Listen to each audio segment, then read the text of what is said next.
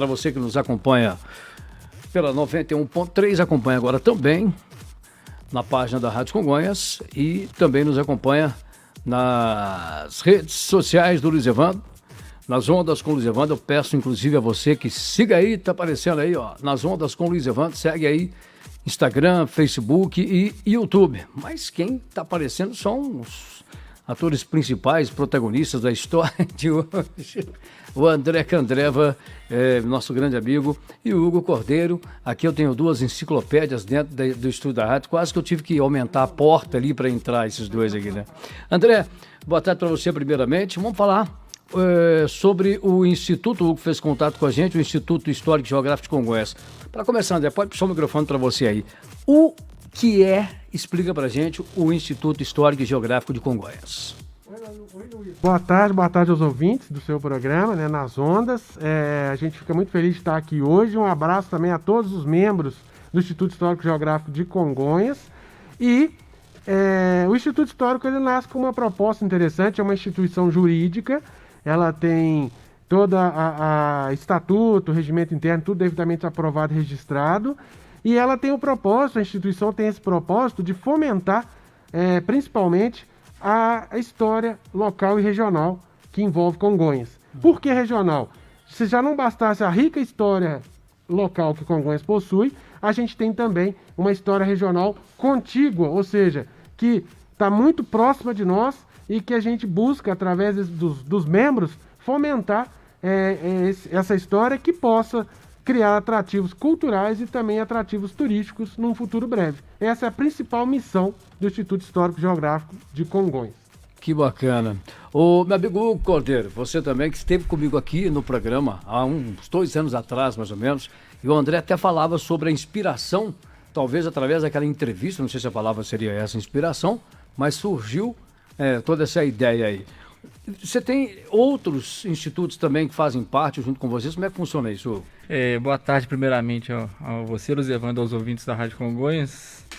Você lembrou bem, há uns 2 anos, você me chamou aqui para falar um pouco desse acervo, no caso mais específico, arqueológico em Congonhas. Essa entrevista depois rolou muita água pro lado bom.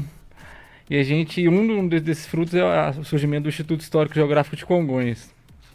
O termo Instituto Histórico e Geográfico, ele vem já de uma certa hierarquia, mas cada um tem sua própria autonomia, que surgiu através 15 anos depois da proclamação da República, com o próprio Dom Pedro II, em 1838, se não me engano, o Instituto Histórico e Geográfico Brasileiro. Que foi a proclamação da independência. Na independência, 1822. E foi a primeira instituição com esse fim de preservação de acervo histórico, geográfico propriamente dito, mas de várias áreas dessa questão de memória, de forma mais independente, não ficar só no poder público, no caso atual. E em 1907 surgiu o Instituto Histórico Geográfico de Minas Gerais, que é uma instituição também centenária, ela é bastante respeitada e publica vários artigos e são vários membros assim com gabarito alto de várias áreas e a gente fez uma pesquisa antes de surgir, essa ideia veio através até do próprio Paulo Henrique Lima, que está lá até na biblioteca hoje, que ele faz parte tem o Instituto Histórico, como é que fala? Geográfico de Minas, isso, né? E ele é membro da CLAC. A CLAC e a Academia de Letras de Congonhas e a de Lafayette. E ele veio com essa proposta pra gente no final do ano passado. A gente fundou lá no Alto Maranhão, a Maria da Paz, na Casa da Maria da Paz. Isso, 25 de novembro. Isso, dia 25 de novembro. Todos os dias aí, Maria da Paz. E a gente fez uma pesquisa meio rápida e a gente viu que tem menos de 10 institutos históricos e geográficos em Minas Gerais, são 853 municípios. E a gente vem com essa ideia de mostrar que se pegar os 853 municípios, eles têm a sua própria história, sua própria geografia, sua própria arquitetura, enfim. Que cada um poderia ter esse tipo de resgate, de preservação e fomento também no futuro. Então a gente pegou essa ideia que a gente já tem cada um já tem uma certa da sua área de atuação, de voluntário mesmo. E também abranger, no caso de Congonhas, abranger a região de Congonhas, como o André falou. A gente não é só Congonhas, que há pouco mais de 80 anos atrás a gente já pertencia a Lafayette, assim como Belo Vale. E se pegar mais de 300 anos era uma coisa só, a Vila Rica, hoje Ouro Preto. É isso mesmo. O André, qual é a finalidade do Instituto aqui em Congonhas, né? E tem mais pessoas que agregam também esse Instituto, né? Sim, primeiro a instituição, como o Hugo já mencionou, ela foi fundada no dia 25 de novembro, lá no Distrito do Alto Maranhão, na casa da historiadora Maria da Paz. Um abração para ela, que está sempre nos acompanhando. E ela foi do grupo fundador, né, dos 8 fundadores, a única mulher é ela. Então, para nós é um orgulho muito grande tê-la como, além de confreira, como uma grande pessoa imbuída nesse processo de resgate e preservação da memória cultural de Congonhas e região. Então, essa é a principal finalidade do Instituto Histórico, resgatar através de pesquisas, já que é um grupo de 30 cadeiras, 30 membros, das quais 22 estão preenchidas, né, Hugo? 22 efetivas, e agora 8 membros correspondentes, ou seja, aqueles membros que podem morar em Congonhas ou então fora de Congonhas, como são vários, tem em Brasília, São Paulo, Miguel Burnier, que é distrito de Ouro Preto, Rio de Janeiro. Então são pessoas que vão contribuir com artigos de pesquisas e que, ao fim de cada ano, a gente pretende lançar uma edição, uma revista do Instituto Geográfico de Congonhas, no intuito de estar perpetuando, estar preservando a memória histórica de Congonhas e de toda a região dos municípios limítrofes, Belo Vale, Ouro Preto, Ouro Branco, Congonhas, Conselheiro Lafayette, São Brás do Suaçuí e Jeceaba. Então, esse perímetro todo, a gente busca desenvolver pesquisas que possam enaltecer a nossa memória, a nossa história. Uma vez essa etapa concluída, isso vai servir de base para você desafiar e estimular as pessoas a criar, às vezes, um novo circuito cultural, a desenvolver um projeto turístico e assim sucessivamente. A intenção é, de um trabalho voluntário, desencadear lá na frente coisas que possam nos reverter em ações sociais e até mesmo prover recursos para determinadas regiões desses municípios que a gente mencionou.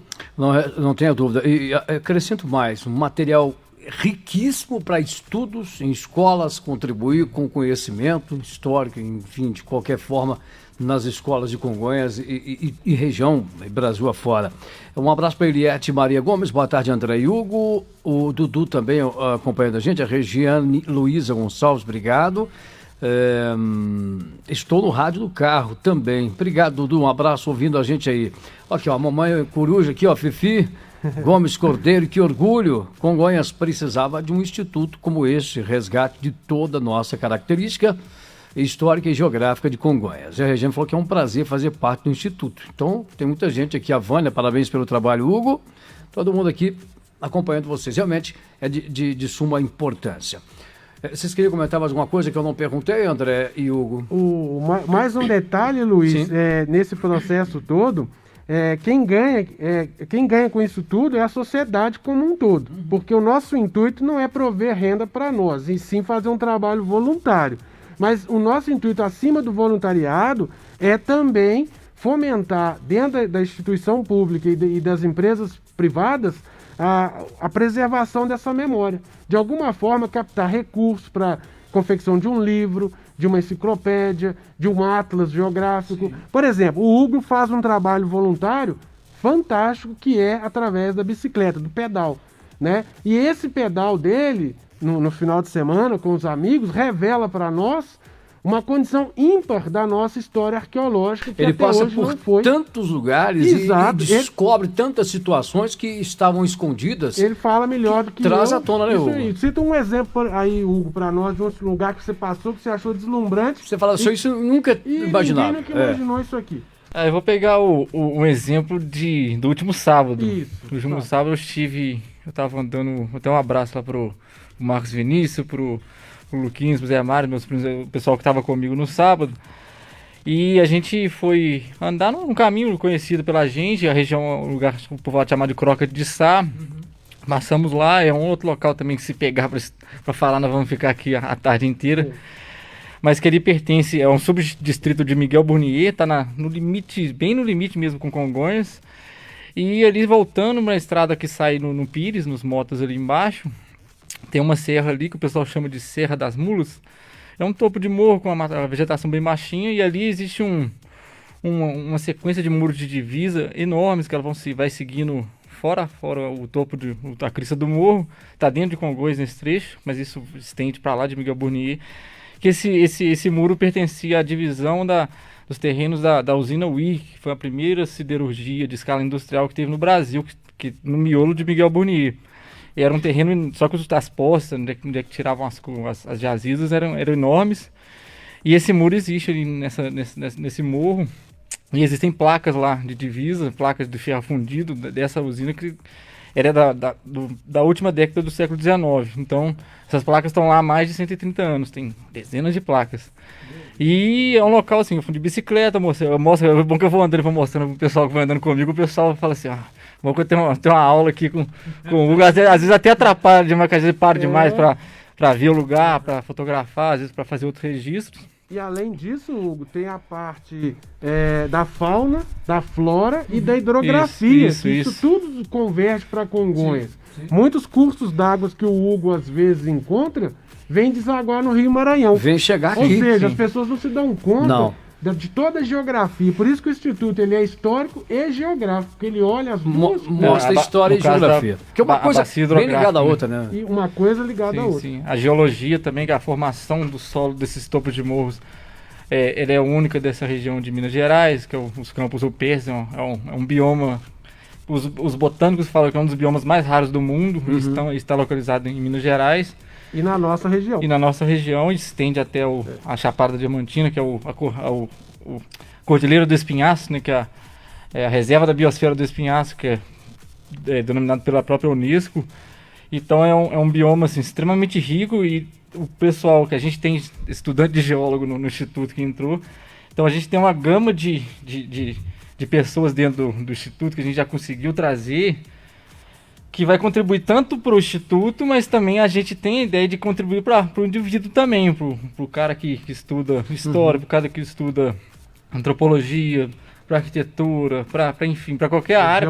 Gente que às vezes não tem formação, mas está lá, às vezes pergunta, o que eu posso contribuir? Mas a sua presença aqui, o jeito de você conduzir as coisas, de correr atrás, contribui bastante. E lembrando que é um instituto que não tem viés algum de política. Sim, é independente. Isso acontece muito, às vezes, alguma instituição que se forma, mesmo independente, acaba levando. Mas a gente, para funcionar, a gente tem que estar junto com o poder público. Normal. Mas não precisa estar ligado diretamente. Isso sai completamente do propósito e muita gente, às vezes, deixa de entrar nesses estudos ou justamente por outras experiências que tiveram. Negativas. Vai chegando na época de eleição, alguém usa o instituto para... E com vocês não tem nada disso. Para finalizar, Luiz, agradecer a você pela oportunidade, pelo espaço, né, Hugo? E dizer que, nesse primeiro momento, dos 22 membros efetivos, o Instituto ele tem a diretoria que é composta por 8 pessoas. Dessas 8 pessoas, eu e o Hugo, nós fomos os escolhidos para conduzir esse primeiro biênio do Instituto Histórico. Então eu fui escolhido presidente, o Hugo vice-presidente. Nos foi dada essa missão de erguer o Instituto Histórico com a ajuda de todos os demais membros, até que se promova as eleições de fato, como prevê o Estatuto, no próximo, daqui a 2 anos. Né? Então a gente fica muito feliz de poder estar dando essa contribuição e esse start inicial no processo. Depois vamos bater mais papo sobre isso, a gente vai encerrando por aqui para ter esse conteúdo também no Instagram e nas minhas plataformas, vamos mandar para todo mundo. Obrigado, Hugo, obrigado, André.